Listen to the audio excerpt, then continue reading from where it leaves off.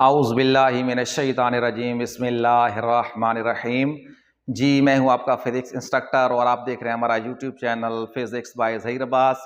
First year physics chapter number 3 और बहुत ही important topic students उसके साथ हाजिर हैं और वो है law of conservation of momentum. Law of conservation of momentum students, इससे पहले हम पढ़ चुके हैं इम्पल्स के बारे में, मोमेंटम के बारे में कि मोमेंटम जो है वो प्रोडक्ट होता है मैस और वेलोसिटी का। मैस और वेलोसिटी का मोमेंटम हमें बताता ये है कि किसी चीज को रोकना या रुकती किसी चीज को रोकना या चलाना कितना मुश्किल है या कितना आसान है। ये सेंस हमें कौन देता है? ये सेंस हमें देता है momentum. Momentum is a product of mass and velocity. फिर स्टूडेंट्स हमने क्या पढ़ा था? हमने पढ़ा था जितना चेंज मोमेंटम में आता है उसको हम बोलते हैं इंपल्स। क्या बोलते हैं जी? इंपल्स। तो impulse is the product of force, long force, बड़ी फोर्स हो, for very short of time, थोड़े टाइम के लिए जो बड़ी फोर्स लगती है उसे हम क्या बोलते हैं जी? उसे हम बोलते हैं इंपल्स। स्टूडेंट्स आज का हमारा टॉपिक है law of conservation of momentum. जैसे आप लोगों ने पढ़ा law of conservation of energy कि एनर्जी को ना हम क्रिएट कर सकते हैं ना एनर्जी को हम डिस्ट्रॉय कर सकते हैं, एनर्जी को एक फॉर्म से दूसरी फॉर्म में हम कन्वर्ट कर सकते हैं। इसी तरह आपने law of conservation of mass भी पढ़ चुके हैं। यकीनन ये लॉ बहुत ही फिजिक्स में याद रखिएगा, जब भी वर्ड एनर्जी का आ जाए या लॉ का आ जाए बहुत ही इंपॉर्टेंट होता है। Law of conservation of momentum कि मोमेंटम भी कंजर्व रहता है। मोमेंटम भी क्या है?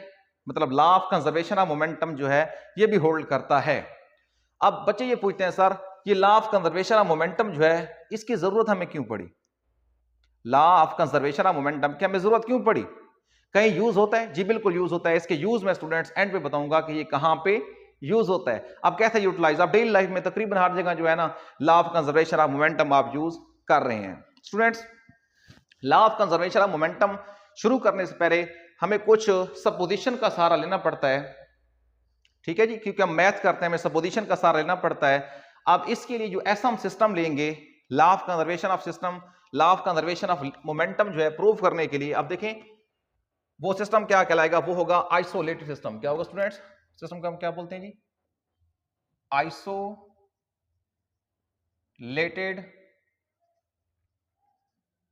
सिस्टम। आइसोलेटेड सिस्टम स्टूडेंट्स हम लेंगे, कौन सा होता है भी बताता हूं आपको। उसके अंदर हम प्रूव करेंगे कि मोमेंटम जो है वो क्या रहता है जी? कंजर्व रहता है। स्टूडेंट्स याद रखिएगा ये मोमेंटम यहां पे जो हम बात कर रहे हैं वो मोमेंटम कौन सा है? लीनियर मोमेंटम है। कौन सा है जी स्टूडेंट्स? क्योंकि हम जितनी मोशंस पढ़ रहे हैं सारी की सारी लीनियर मोशंस हैं, तो मोमेंटम भी कौन सा? लीनियर है। लीनियर कौन सा होता है? स्ट्रेट लाइन में। एंगुलर कौन सा होता है? अगर कोई चीज मूव करे सर्कुलर पाथ में तो वहां पे फिर मोमेंटम नहीं, वहां एंगुलर मोमेंटम होता है। चैप्टर 5 के अंदर हम पढ़ेंगे law of conservation of angular momentum. तो स्टूडेंट याद रखिएगा अगर पेपर में आ जाए law of conservation of momentum आ जाए या law of conservation of linear momentum आ जाए तो यही टॉपिक आपने लिखना है। दूसरा ये स्टूडेंट याद रखिएगा लॉन्ग के हवाले से ये टॉपिक जो है बहुत ही इंपॉर्टेंट है, बहुत ही इंपॉर्टेंट क्वेश्चन है ये चैप्टर नंबर 3 का। तो बात कर रहे थे हम आइसोलेटेड सिस्टम कौन सा होता है स्टूडेंट्स? ऐसा सिस्टम होता है जिस पर कोई एक्सटर्नल फोर्स ना लगे। मैं लिखता हूं डेफिनेशन फिर क्लियर करता हूं concept. System in which no external force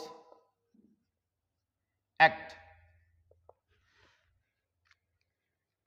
ऐसा सिस्टम जिसपे कोई बैरूनी फोर्स ना लगे, system in which no external force act is called isolated system. अब यहां बच्चे गलती क्या करते हैं? बच्चे लिखते हैं जी system in which no force act, ऐसा सिस्टम जिसे फोर्स ना लगे। बिल्कुल गलत है ये। ऐसा सिस्टम जिसपे कोई बैरूनी फोर्स ना लगे। क्या कोई एग्जांपल है? जी बिल्कुल एग्जांपल है जी। समझिए एग्जांपल क्या है जी इसकी। एग्जांपल है students gas enclosed in a container या सिलेंडर लिख दें। सिलेंडर के अंदर अगर गैस है इनक्लोज्ड है स्टूडेंट्स तो मॉलिक्यूल्स की रैंडम मोशन होती है। मॉलिक्यूल्स एक दूसरे पे फोर्स लगा रहे होते हैं, फोर्सेस लग रही होती हैं लेकिन उसके ऊपर कोई बैरूनी फोर्स नहीं लगती मॉलिक्यूल्स के ऊपर। ऐसा सिस्टम क्या कहलाता है जी? आइसोलेटेड सिस्टम कहलाता है। ऐसा सिस्टम क्या कहलाता है जी? आइसोलेटेड सिस्टम कहलाता है जिसके ऊपर कोई बैरूनी फोर्स ना लगे, एक्सटर्नल फोर्स ना लगे। अगर बच्चे लिख देते हैं system in which no force act, तो ये बिल्कुल गलत है। फोर्स लग रही होती है। कौन सी फोर्स नहीं लगती जी? External force act. तो स्टूडेंट्स आपने मिस्टेक नहीं करनी, ये वर्ड याद रखना है कि एक्सटर्नल फोर्स ना लगे तो वो सिस्टम कौन सा होता है? आइसोलेटेड होता है। और गैस अगर इनक्लोज है सिलेंडर के अंदर तो ये सिस्टम कौन सा है? ये सिस्टम है जी आइसोलेटेड सिस्टम। कौन सा सिस्टम है जी? Isolated system. मजीद आगे बढ़ाते हैं टॉपिक को स्टूडेंट्स। एक्सप्लेनेशन लिखते हैं इसका जी। एक्सप्लेनेशन में देखें students, let we have two balls. Balls कौन सी है स्टूडेंट्स? देखिएगा, two smooth and hard balls हैं। स्टूडेंट्स कितनी है जी? दो बॉल्स हैं। फर्ज करें एक का मैस क्या है जी? m1 है, एक का मैस क्या है जी? m2 है। ये बाकी बातें आप लोग खुद लिखेंगे एक्सप्लेनेशन के अंदर। Let we have two bodies या टू बॉल्स, लेकिन शर्त क्या है स्टूडेंट्स? स्मूथ होना, हार्ड होना, ये बहुत लाजमी है। अगर देखें स्टूडेंट्स, अगर बॉल स्मूथ नहीं है, टेढ़ी मेढ़ी है, तो फिर भी जो है ना, अगर टकराव होगा तो वो कोई किसी डायरेक्शन में जाएगी, कोई किसी डायरेक्शन में जाएगी। इसी तरह अगर हार्ड ना हो तो फिर भी क्या हो जाएगा? जब बॉल टकराएंगे आपस में तो कुछ ना कुछ डिफॉर्मेशन हो जाएगी, फिर भी हमारा जो है ना सिस्टम आइसोलेटेड नहीं रहेगा। तो आइसोलेटेड की लाजमी है कि बॉल्स जो हैं, अब यहाँ पे मैसेज ले रहे हैं, बॉल्स ले रहे हैं, वो स्मूथ भी हों और हार्ड भी हों। आप लिखेंगे let we have two masses m1 m2, they are moving in same direction with the velocity. m1 की वेलोसिटी v1 है, m2 की वेलोसिटी v2 है, they are moving in the same direction. Let suppose इस direction में ये क्या कर रहे हैं जी? मूव कर रहे हैं। This is before collision. आपने लेट ये करना है कि v1 जो है v2 से ज्यादा है।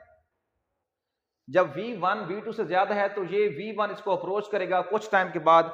जैसे ये v2 इधर जा रहा है, v1 इधर जा रहा है, तो ये जाके v1, क्योंकि इसकी वेलोसिटी ज्यादा है, v1 कोलाइड करेगा किसके साथ जी?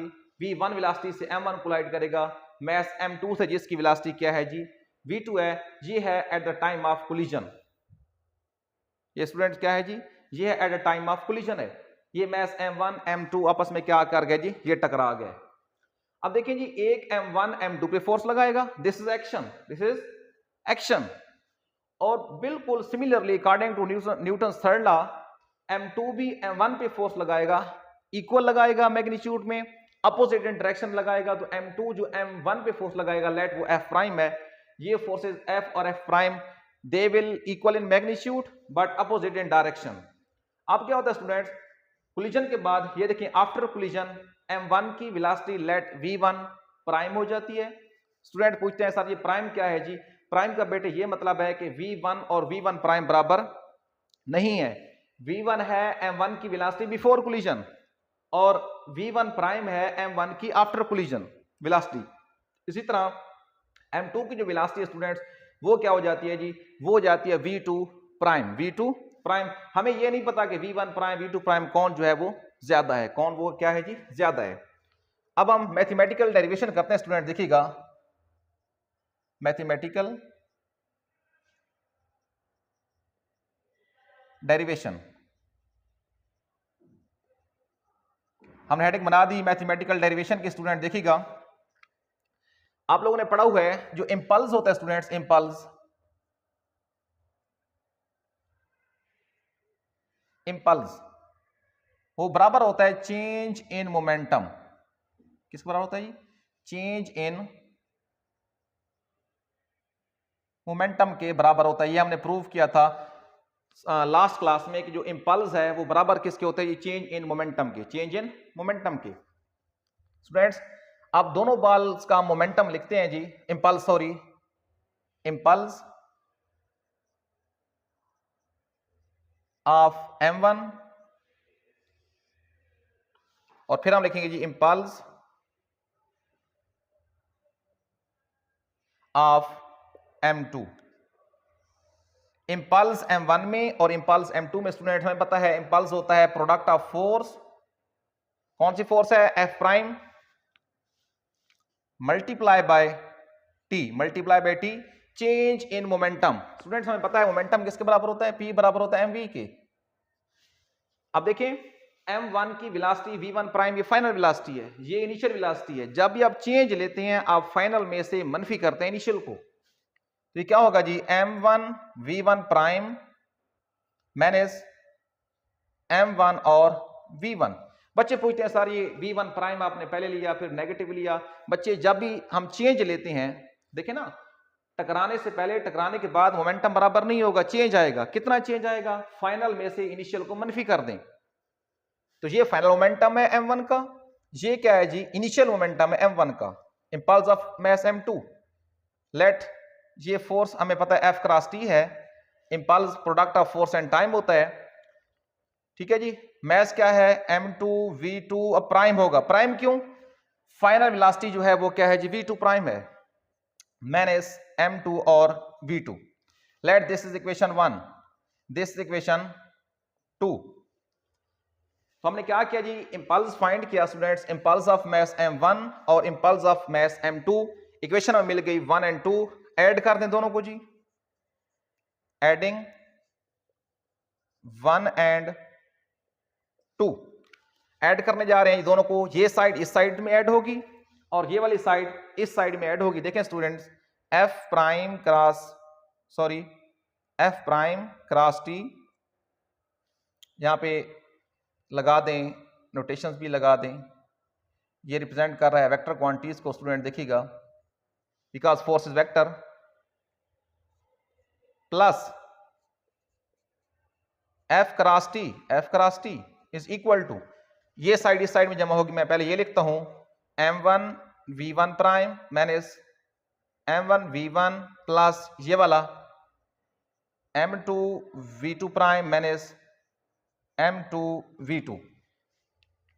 यहां से देखिए स्टूडेंट्स, इधर भी t है इधर भी t कॉमन ले लें, f प्राइम प्लस f, यहां पे t कॉमन आ गया, is equal to m1 v1 prime minus m1 v1 plus m2 v2 prime minus m2 और v2।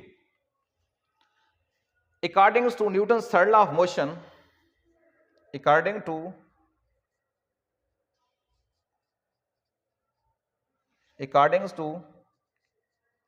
Newton's third law of motion, Newton's के थर्ड लॉ ऑफ मोशन के मुताबिक students देखें, जब कोलाइड करेंगे m1 जितनी m2 पे फोर्स लगाएगा उतनी ही m2 m1 पे लगाएगा, same in magnitude but opposite in direction. मैं लिखता हूं f जो फोर्स है प्राइम वो बराबर किसकी होगी, f की होगी, लेकिन नेगेटिव साइन भी यहां पे आएगा। क्या मतलब है कि f और f प्राइम दोनों बराबर हैं, मैग्नीट्यूड इन दोनों की सेम है, लेकिन डायरेक्शन क्या है, दोनों की अपोजिट है। डायरेक्शन क्या है दोनों की स्टूडेंट्स, अपोजिट है। मैं यहां पे इधर लिखता हूं, इस साइड पे लिख लेते हैं स्टूडेंट्स। आगे नेक्स्ट जो फर्दर हमें प्रोसीड करना है, देखिए f और f प्राइम बराबर है, इधर ले आए जिसको, f prime plus f is equal to zero, null vector लिख सकते हैं। तो ये क्या हो जाएगा स्टूडेंट, यहां पे जीरो पुट करें, सारी की सारी साइड जीरो हो जाएगी। मैं लिखता हूं 0 इज इक्वल टू, ये क्वेश्चन जी, देखिए यहां पे जीरो पुट करें, मल्टीप्लाइटी जीरो, क्या बच गया जी, m1 v1 prime plus m1 v1 plus m2 v2 prime minus m2 और v2। अब क्या करें स्टूडेंट, जो नेगेटिव वाली हैं टर्म्स, ये देखें स्टूडेंट यहां पे नेगेटिव साइन था, अब ये नेगेटिव में है, ये नेगेटिव इधर ले आए, ये बनेगा जी m1 v1, इधर ले आए इसको, ये भी प्लस हो जाएगा, m2 v2, इधर क्या बच जाएगा, m1 v1 prime plus m2 v2 prime. ये क्या है जी, momentum of mass m1 before collision. ये क्या है जी, momentum of mass m2 before collision, momentum of mass m1 after collision, momentum of m2 after collision. तो ये क्या है जी, ये है momentum before collision is equal to momentum, ये स्टूडेंट याद रखिएगा लीनियर मोमेंटम है, momentum after collision, after collision. हमने प्रूव कर लिया स्टूडेंट्स कि हमारे पास सिस्टम क्या हो जी, आइसोलेटेड अगर सिस्टम हो तो जो मोमेंटम टकराने से पहले होगा, टकराने के बाद दोनों क्या होंगे, बराबर होंगे। ये देखें जी, जितना मोमेंटम पहले है उतना ही मोमेंटम क्या होगा, बाद में होगा। अब बच्चे यहां पूछते हैं सर, अब देखें ना जी, इसकी वेलोसिटी v1, इसका मास m1, इसकी वेलोसिटी v2, मास m2, टकराने से पहले कुछ ना कुछ मोमेंटम होगा, टकराने के बाद सर क्या v1 प्राइम बराबर होंगे? नहीं जी, हो भी सकते हैं, नहीं भी हो सकते। तो फिर बच्चे पूछते हैं सर ये मोमेंटम कैसे बराबर आएगा? बच्चे ये देखें, फर्ज करें कि v1 कम हुआ, फर्ज करें इधर देखें v1 प्राइम कम हुआ तो v2 प्राइम तो बढ़ जाएगा ना। अगर ये कम होगा ये बढ़ जाएगा, ये बढ़ेगा ये कम हो जाएगा। इसी तरह इधर भी जब आप ऐड करेंगे दोनों मोमेंटम को, टकराने से पहले टकराने के बाद, टोटल मोमेंटम जो है वो इक्वल आएगा बिफोर कोलिजन और आफ्टर कोलिजन। तो मैं आप डेफिनेशन लिखता हूं स्टूडेंट्स, लास्ट पे इधर लिख लेते हैं। ये डेफिनेशन है, for an isolated system, for an isolated system, total linear momentum remains constant, remains constant। जी, सिस्टम आइसोलेटेड हो तो टोटल लीनियर मोमेंटम जो है स्टूडेंट्स वो सिस्टम का क्या रहता है जी, वो रहता है कांस्टेंट, वो चेंज। अगर आपसे पूछा जाए चेंज इन मोमेंटम कितना होगा, सिस्टम आइसोलेटेड हो, चेंज इन मोमेंटम कितना होगा, जीरो होगा। कैसे होगा ये बच्चे, यहां मैं लिखता हूं, देखिएगा हमें पता है F बराबर होता है डेल्टा P और डेल्टा T। F करना है आपने zero. Again I am saying that, repeating that, system in which no external force, ये फोर्स है बच्चों एक्सटर्नल, एक्सटर्नल फोर्स जीरो होगी, इंटरनल फोर्सेस आपस में हो सकती हैं। जैसे गैस के मॉलिक्यूल्स इनक्लोज्ड हैं तो आपस में तो फोर्स लगा रहे हैं, बाहर से फोर्स नहीं लग रही। Zero multiply delta T is equal to delta P, zero is equal to P F minus P I. It means P F बराबर किसके है जी, पी आई की है। तो चेंज इन मोमेंटम कितना है, जीरो। फाइनल मोमेंटम बराबर किसके है, इनिशियल के है, जब क्या हो जी, 4 0 हो। ये Newton second law in term of momentum student, ये भी एमसीक्यूज आता रहता है कि अगर सिस्टम आइसोलेटेड हो तो चेंज इन मोमेंटम कितना होगा जी, जीरो। चेंज इन मोमेंटम कितना होगा जी, जीरो होगा। इनिशियल मोमेंटम किसके बराबर होगा जी, फाइनल के। फाइनल किसके बराबर होगा, इनिशियल के। टोटल मोमेंटम कंजर्व रहेगा। अगर आप चेंज लेंगे तो चेंज मोमेंटम में कुछ भी नहीं आएगा। लेकिन again I am saying that, शर्त क्या है, सिस्टम क्या हो, आइसोलेटेड। अब बच्चे पूछते हैं सर आप ये बताएं, ठीक है हमने मान लिया गैस इनक्लोज्ड है सिलेंडर के अंदर, सर ये तो बताएं हमें क्या फायदा है इससे। गैस जो इनक्लोज्ड है सिलेंडर के अंदर, हमें हमारा उससे क्या लेना देना, हमारा क्या इससे फायदा है जी। तो फिर सुने जी फायदा क्या है स्टूडेंट, देखिएगा वो ये है कि आपने पढ़ा सिस्टम आइसोलेटेड हो। बच्चे कहते हैं सर यहां पे क्या सिस्टम आइसोलेटेड है, नहीं जी। अब यहां पे देखें, यहां पे ऐसे है जैसे अब अर्थ ले लें, अर्थ के ऊपर जो सिस्टम है इसको हम आइसोलेटेड जो है ना वो क्या कर सकते हैं जी, लेते हैं, फर्ज कर लेते हैं, मफरूजा ले लेते हैं, फर्ज कर लेते हैं कि सिस्टम क्या है हमारा, आइसोलेटेड है। ये चीजें हम करते क्यों हैं, ताकि हमारी मैथमेटिकल डेरिवेशन क्या हो जी, आसान हो। मैथमेटिकल डेरिवेशन क्या हो, आसान हो। अब देखिए स्टूडेंट्स, जैसे कि अब लेट्स सपोज हम अर्थ के ऊपर हैं तो हमारे दरमियान जो फोर्सेज हैं वो इतनी ज्यादा फोर्सेज, बड़ी फोर्सेज नहीं है, ठीक है जी। एक्सटर्नल फोर्स अगर हमारे ऊपर लग रहे हैं वो इतनी बड़ी फोर्सेस हमारे ऊपर नहीं है।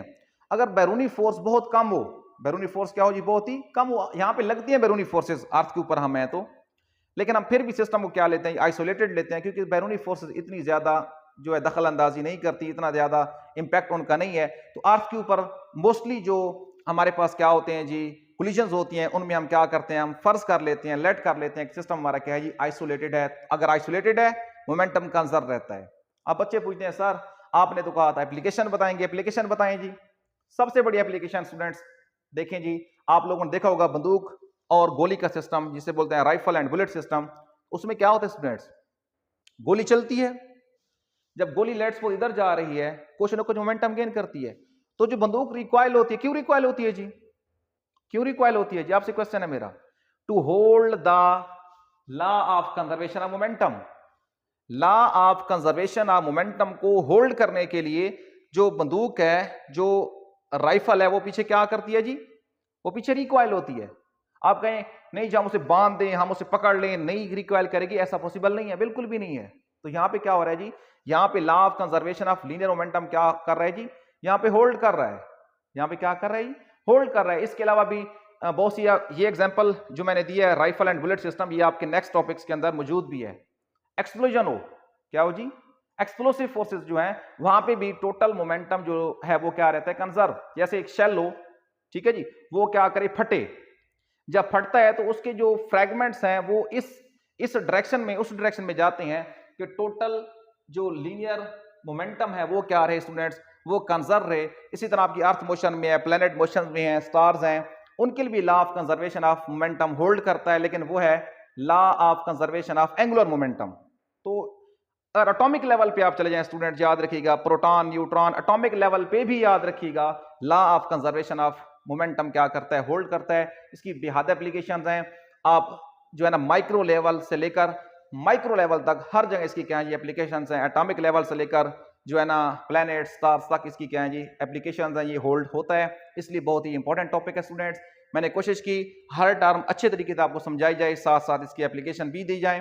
फिजिक्स में याद रखिएगा जब तक आपके पास एप्लीकेशंस नहीं होगी आपको फिर मजा नहीं आता पढ़ने का, इसलिए मैं कोशिश करता हूं हर टॉपिक के साथ आपको एप्लीकेशंस भी बताई जाएं। तो ये टॉपिक बहुत ही इंटरेस्टिंग था। मिलते हैं अगले लेक्चर के साथ, तब तक के लिए अल्लाह हाफिज।